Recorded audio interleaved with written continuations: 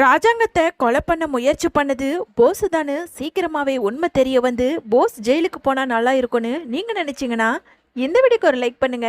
வாங்க வீடியோக்குள்ள போலாம். ராஜாங்கம் ஹாஸ்பிட்டல்ல இருக்க அங்க இருந்த தாமரையுமே சாவித்திரி கிட்ட சொல்லிக்கிட்டு இருக்காங்க.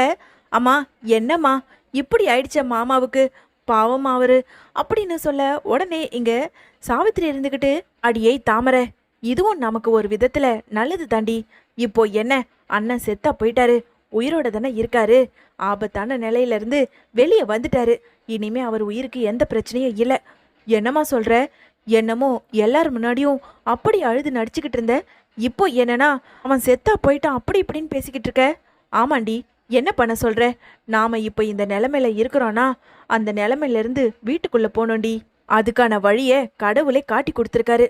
அம்மா நீ சொல்றது எனக்கு ஒண்ணுமே புரியல, அப்படியே தலையை வெடிச்சிரும் போல இருக்கு, ஒழுங்கா தெளிவா பதில் சொல்லு அப்படின்னு தாமரை கேட்டதும், இங்க பாரு தாமரை, இந்த தமிழ்ச்செல்விய எப்படா வீட்டை விட்டு வெளியே துரத்தி விட்டுட்டு நாம வீட்டுக்குள்ள போருவோன்னு பார்த்தோம். கடைசியில பார்த்தா அவளா வீட்டை விட்டு வெளியே போயிட்டா. இனிமே நாம ஒரு காய நகர்த்தி அந்த வீட்டுக்குள்ள போய் அதுக்கப்புறம் சேதுவுக்கு உன்னை கல்யாணம் பண்ணி வைக்க வேண்டியதுதான். அதான் தமிழ்ச்செல்விய தலைமொழிக்கிட்டானே சேது. இனிமே சேதுவுக்குன்னு யார் இருக்கா? இனிமே நம்மளோட ஆட்டம் ஆரம்பண்டி. இனிமே தான் இந்த சாவித்திரி யாருன்னு வீட்டில் இருக்க எல்லாருக்குமே தெரிய போகுது. முக்கியமா அந்த ஈஸ்வரியை நான் சும்மாவே விட மாட்டேன்டி.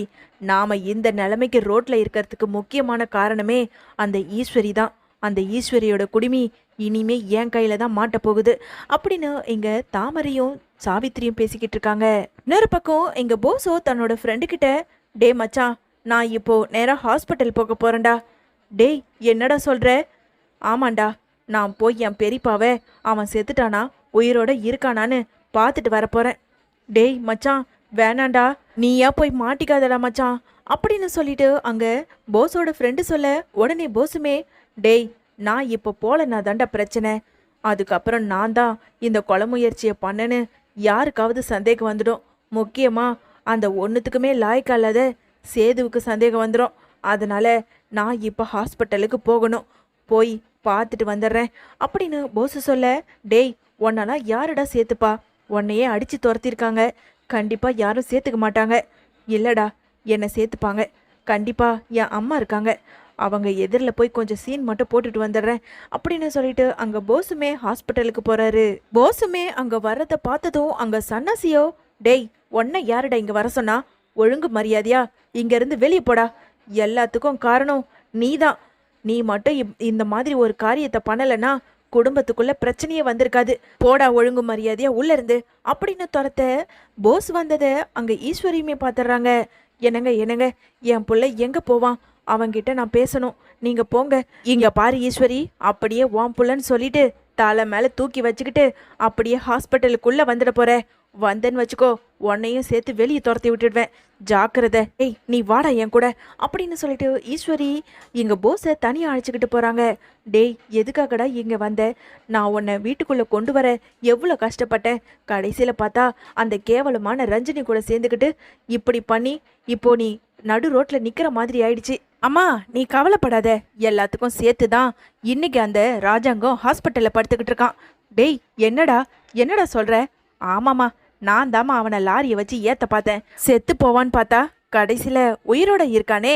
என்னம்மா உயிர் பொழைச்சிட்டானா அப்படின்னு எங்க போஸ் சொன்னதை கேட்டதும் அங்க இருந்த ஈஸ்வரிக்கோ ரொம்பவுமே அதிர்ச்சி ஆகுது. என்னடா சொல்ற? என்ன காரியம்டா பண்ணி வச்சிருக்க? பாவி பாவி, நீ தான் இந்த விஷயத்த பண்ணன்னு வீட்டில் மட்டும் தெரிஞ்சதுன்னு வச்சுக்கோ, அதுக்கப்புறம் உன்னை உசுரோட கொன்று போட்டுடுவோம் அந்த சேது. என்னடா ஏன்டா இப்படி பண்ண? பின்ன என்னம்மா, எல்லார் முன்னாடியும் என்னை அடித்து அவமானப்படுத்தி வீட்டை விட்டு துரத்தி விட்டா எனக்கு அசிங்கமாக இருக்காதா? அதனால தான் நான் பழிய வாங்கினேன்.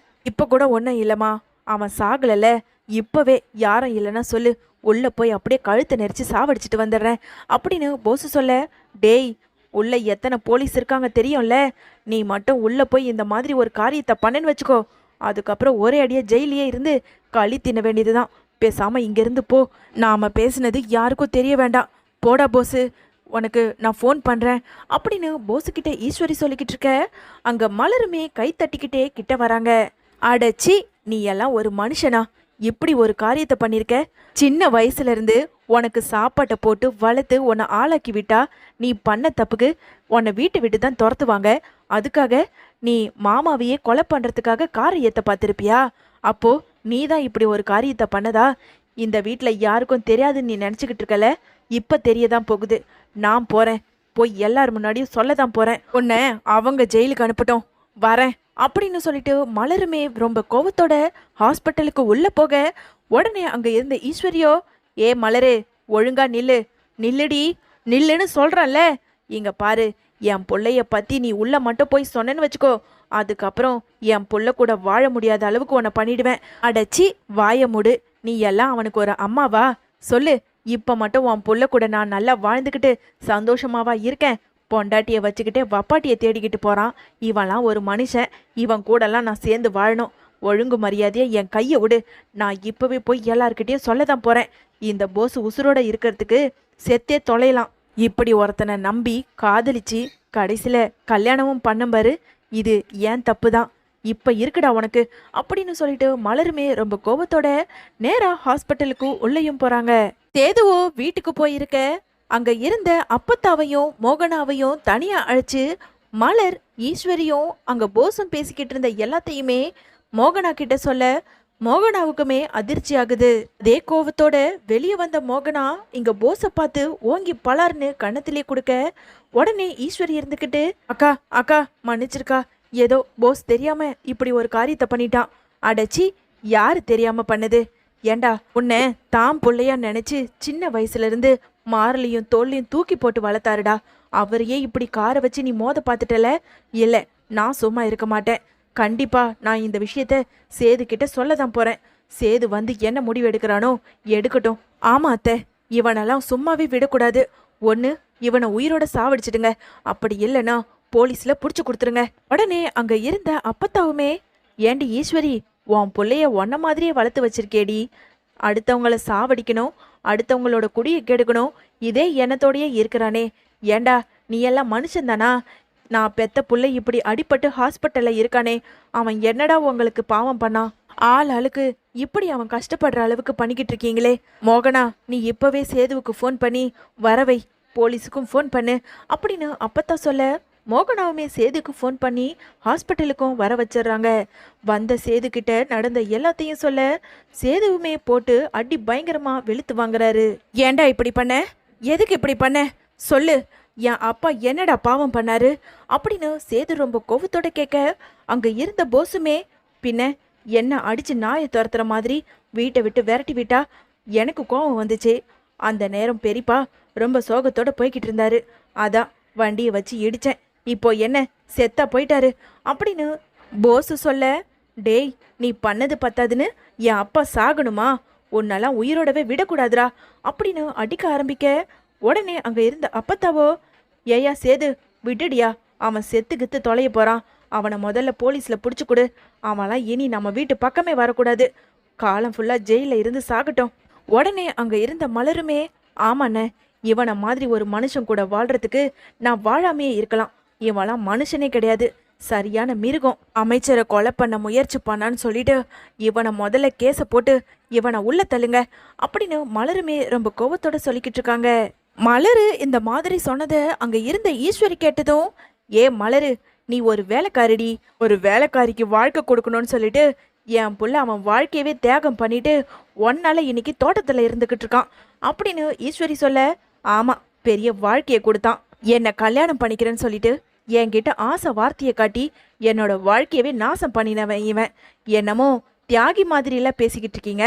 இவன் கூட வாழ்றதுக்கு நான் வாழாம வாழ வெட்டியாவே இருந்துட்டாலே எனக்கு அது போதும். ஏய், வார்த்தையா பார்த்து பேசுடி மலரு அப்படின்னு ஈஸ்வரி சொல்ல, வாயை மூடுங்க.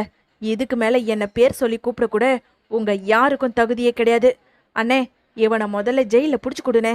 இவெல்லாம் இங்க இருக்கிறதுக்கே இந்த பூமிக்கே சாபம். அங்க இருந்த அப்பத்தாவோ, ஏண்டா போஸு, ஏண்டா எதுக்காகடா இப்படி கேடு கெட்ட வேலையை பார்த்து வச்சிருக்க? ராஜாங்கத்தோட வாழ்க்கையவே அழிக்க பார்த்த, இப்போ அவனை உசுரோட சாவடிக்கணும்னு பார்த்துருக்க. ஏண்டா ஏண்டா இப்படி இருக்க? நீ எல்லாம் வெளியே இருக்கிறதுக்கு பதிலா போய் ஜெயில இருந்து களி தின்னு. அப்போவாச்சும் உனக்கு புத்தி வரட்டும். அப்போ கூட உனக்கெல்லாம் புத்தியே வராது. போதும், எல்லாரும் நிறுத்துங்க. அந்த தமிழ்ச்செல்வி தான் வயிற்றுல குழந்தை இல்லாமையே குழந்தை இருக்குன்னு உங்களையெல்லாம் ஏமாத்துனா அது உங்களுக்கு பெரிய விஷயமா தெரியல. என்ன வீட்டை விட்டு வெளியே துரத்துனாரு.